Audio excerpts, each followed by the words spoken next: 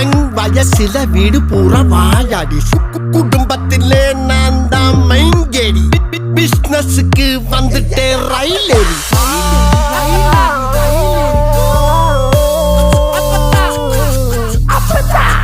கால் வைக்கும் இடம் எல்லாமே கண்ணி வெடி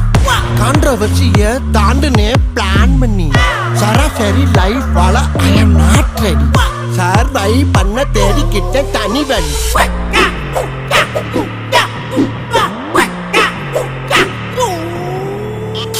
எங்க அப்பத்தா எங்க அப்பத்தா